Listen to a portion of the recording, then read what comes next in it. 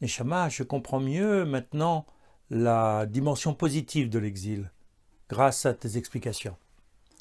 Mais je voudrais maintenant que tu m'expliques un autre élément qui est difficile pour moi. C'est l'épisode du veau d'or. Comment est-il possible que les Béné Israël, qui viennent de recevoir la Torah au Sinaï, 40 jours avant, simplement parce que Moshe Rabbeinu tarde à descendre, passe d'un extrême à l'autre, de l'adhésion totale et entière vis-à-vis d'Akadosh Baruch Hu à l'idolâtrie, en remplaçant la divinité par un veau, même en or. Explique-moi, c'est vraiment difficile. Ego, tu as raison de poser ces questions, elles sont extrêmement importantes. On ne peut pas donner de réponse simple à ta question, parce que les événements sont complexes et il nous faut regarder de près le texte, c'est ce que je te propose de faire aujourd'hui. Qu'ont demandé ces hommes à Aaron au moment de cet épisode? Quelle est leur préoccupation? Quel est leur besoin? Quelle est leur demande? Le texte nous dit la chose suivante.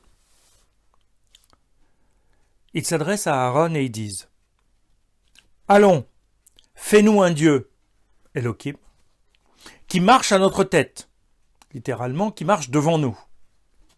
Puisque celui-ci, Moïse, l'homme qui nous a fait sortir du pays d'Égypte, nous ne savons ce qu'il est devenu. » Exode, chapitre 32, verset 1. Ce texte soulève un certain nombre de questions. Que veulent vraiment les Béné Israël? S'agit-il de remplacer Akadosh Baruch Hu ou bien de remplacer Moshe Rabbeinu? Qui est Moshe Rabbeinu? Un homme? Un dieu? Un demi-dieu? On ne comprend pas. Au début de la phrase, on nous parle de remplacer une divinité par le veau d'or, et après on nous parle de l'absence de Moshe Rabbeinu. Quelle est vraiment leur intention? Pourquoi cette précipitation? On est juste au bout des 40 jours. Pourquoi n'ont-ils pas attendu encore un jour? Pourquoi il y a ce besoin d'aller et de faire vite? Enfin, est-ce qu'ils n'ont pas compris le message du Sinaï? Avec la deuxième parole, qui est l'interdiction de l'idolâtrie. Comment peuvent-ils, alors qu'ils étaient volontaires pour recevoir la Torah, pour le rattachement à Kadosh Baruch Hu, d'un seul coup, il semble qu'ils ont basculé dans autre chose que nous ne comprenons pas. Merci pour cet approfondissement de questions, Neshama. Tu vas vraiment dans mon sens. Il y a donc bien de l'idolâtrie dans ce qui s'est passé à l'épisode du veau d'or? Je n'utiliserai pas ce terme, Ego, parce que c'est bien l'utilisation d'une idole, d'une représentation. Est-ce vraiment d'idolâtrie dans la définition biblique? Parce qu'en fait, on voit bien qu'il y a quelque chose ici qui n'est pas complètement fortuit. Comment pouvons-nous croire que Dieu est complètement absent? Que d'une certaine façon, il n'a pas souhaité cette scène pour pouvoir nous permettre d'apprendre quelque chose? Comment pouvons-nous croire qu'il suffit au Har Sinaï de dire l'idolâtrie est interdite pour que cela pénètre complètement les intentions des hommes et change complètement leur mode de fonctionnement? On sait bien, pour apprendre quelque chose, il ne suffit pas de l'avoir, de le connaître intellectuellement parlant. Il ne suffit pas d'être capable de le répéter. Encore faut-il que ça imprègne notre identité pour que spontanément ce soit la réponse nouvelle qu'il faut donner. Ce n'est pas parce qu'on a interdit l'idolâtrie que tous les Béné Israël sont devenus du jour au lendemain anti-idolâtres ou non tentés par l'idolâtrie. Ce serait trop simple. Dans la réalité, c'est pas comme ça que ça se passe. Il faut dire, répéter, répéter à nouveau. C'est tout l'art de l'éducation. D'une certaine façon, cette situation va permettre aux Bnei Israël de se rendre compte qu'ils ont mal compris. Non pas qu'ils ont mal compris le texte, mais qu'ils n'ont pas intégré dans leur spontanéité l'enseignement du Sinaï. Parce que leur trouble, il est lié à la personnalité de Moshe Rabbeinu. Nulle part il est dit qu'il cherche à remplacer Akadosh Baruch Hu. C'est le guide, c'est-à-dire celui qui marche devant eux, qui est l'intermédiaire entre la divinité et le peuple, qui manque. Celui qui va leur dire c'est le moment de lever le camp et nous allons dans telle direction. Cet intermédiaire, est-ce un Dieu? Est-ce un homme? Pour nous, Moshe Rabbeinu est clairement un homme, mais pour eux qui sortent d'Égypte après 210 ans d'esclavage, c'est pas si simple. La culture égyptienne prétend l'inverse. Le pharaon lui-même se prend pour un dieu, mais en même temps il s'adresse aux autres dieux. Les prêtres, c'est leur rôle d'interpréter les messages exprimés dans le monde et dans la nature pour dire quelle est la parole d'Akadosh Baruch Hu, la parole de leur divinité. Donc, trouver un intermédiaire qui leur permette de comprendre ce qu'ils vivent et de leur donner des indications sur le chemin à suivre, c'est classique en Égypte. Donc, ils reviennent à ce besoin d'intermédiaire. On le comprend. En fait, Moshe Rabbeinu ne sera l'intermédiaire que pour le don de la Torah. Bien sûr, pendant les 40 ans du désert, il va les conduire en Eretz Canaan selon un itinéraire qui sera celui d'Akadosh Baruch Hu. Mais cet intermédiaire, il est momentané, il est ponctuel. Par la suite, chaque juif, chaque homme a la possibilité de s'adresser à Akadosh Baruch Hu en direct, sans aucun intermédiaire. Mais là, on est dans une situation qui demande à être éclaircie. Il faut que les Bnei Israël se trompent pour qu'ils prennent conscience que leur réaction spontanée n'est pas la bonne. Qu'ils changent leur nature, qu'il y ait une transformation de leur être, et pas simplement qu'ils soient capables de répéter l'information qui leur a été donnée au Sinaï. Donc ils vont voir Aaron, le frère de Moshe, celui qui a participé à tous les miracles avec lui, pour lui demander conseil et lui demander, lui, de provoquer l'apparition d'un nouvel intermédiaire entre Dieu et les hommes. On a donc bien quelque chose là qui est de l'ordre de la confusion, de la mauvaise compréhension de l'identité et du rôle de chacun pour essayer d'avancer. Neshama, tu me dis ça, je le comprends. Mais en même temps, Moshe Rabbeinu, Akadosh Baruch Hu se sont quand même énervés. Dieu a voulu détruire le peuple. Si Moshe n'était pas intervenu, le peuple aurait été détruit. C'est donc bien qu'il y a autre chose de plus grave.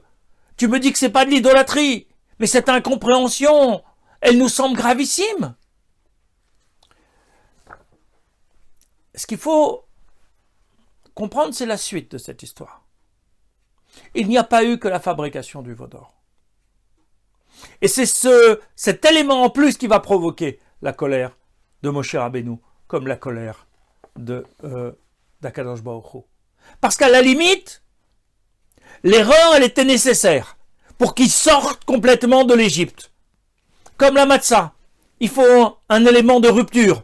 C'est un pain qui ne doit rien au passé. Donc il faut que les Bnei Israël apprennent une nouvelle identité qui ne doit rien à leur passé. Ils doivent se déconnecter complètement avec la culture égyptienne. Et pour ça, il faut, d'une certaine façon, se tromper, parce que c'est en se trompant et en analysant cette erreur qu'on va pouvoir progresser de manière fondamentale, en ayant transformé sa position. Mais il y a plus. Lorsque Moshe Rabbeinu est descendu avec l'étape de la loi, il y a eu un autre élément. c'est la dépravation des mœurs. Et le texte nous dit la chose suivante. Lorsque Moshe descend, avant que Moshe descende, le peuple s'assit pour manger et boire, puis ils se levèrent pour se divertir. Au verset 6. Rashi explique, il y a dans le terme les tzachek, pour se divertir, la notion de débauche. Dans un premier temps, Moshe a tenté de calmer la colère divine. Mais lorsqu'il descend et qu'il constate cette débauche, c'est lui-même qui va s'énerver. Autant pour effacer l'erreur de la conception de l'intermédiaire, Moshe Rabbeinu a pris le veau d'or, il l'a brûlé, il l'a réduit en cendres, il l'a mélangé avec de l'eau, il leur a fait boire. Ce que vous buvez, c'est ce que vous avez cru être votre divinité, ce n'est rien que de la matière. Les choses sont démontrables. Mais là, il y a une dépravation. Cette dépravation accompagnait dans l'Égypte le culte des divinités, le culte des idoles. Mais là, il y a eu une précipitation, comme si l'absence de Moshe avait réveillé quelque chose en eux qui était de leur propre pulsion matérielle et de jouissance. Ils n'ont pas réussi à les dominer. Ils ont été dépassés par ces pulsions et ils se sont livrés à une débauche innommable. Là, il y a un point de rupture. Là, ça occasionne la colère de Moshe Rabbeinu et celle de Akadosh Baruch Hu, parce qu'il y a là une responsabilité, une faute, une non-maîtrise de soi-même. Toute la Torah doit nous amener à cette maîtrise. Bien sûr, il va falloir intégrer en soi-même l'ensemble des commandements pour justement arriver à maîtriser cette matérialité. Mais là, il y a un dérapage qui est d'une responsabilité grave. Autant l'erreur sur l'identité de Moshe pouvait être pardonnable parce que d'une certaine façon, elle était nécessaire, peut-être même quasiment souhaitée par Akadosh Baruch Hu, autant là, il y a une sortie de route complètement inexcusable. Parce que c'est la matérialité profonde qui a consommé, absorbé tout l'espace du libre arbitre et l'espace de la spiritualité. Il va falloir travailler sur ça. Les hommes qui se sont livrés à cette débauche, malheureusement, ne seront pas rattrapables. Parce qu'ils ont été dominés par leur matérialité. Mais les autres, il va falloir les éduquer. Il y a sanction, parce qu'il y a faute grave. Mais en même temps, il y a là quelque chose qu'il va falloir apprendre. Ce qui s'est passé autour du veau d'or jusqu'aux sacrifices qui sont organisés pour manger, ça peut être quelque chose qui peut être travaillé dans le temple avec les sacrifices, avec l'organisation de la vie juive. Ça, c'est en dehors de la vie juive. Neshama, tu me donnes une introduction extraordinaire à la question suivante. Est-ce que finalement, tout ce qui se passe dans le temple, lui aussi, ne ressemble pas à ce qui se passe dans le culte idolâtre? D'un côté, on a des sacrifices, de l'autre côté aussi. On a des objets sacrés, et de l'autre côté, on a des représentations de la divinité. Certes, il n'y a pas de représentation de Dieu dans le temple. Mais est-ce que les deux pratiques ne sont pas troublantes? Ego, si tu le veux bien. C'est une problématique que nous commencerons à aborder dès la prochaine fois. Parce que c'est vrai qu'il faut sortir de ce trouble et essayer de bien comprendre l'enjeu de la construction et de l'utilisation du temple. La place que peut avoir le temple, que ce soit le sanctuaire du désert ou que ce soit par la suite le temple à Jérusalem, quelle place ce temple peut avoir et doit avoir en rupture avec l'idolâtrie à l'intérieur de la conception juive et de la formation du peuple juif.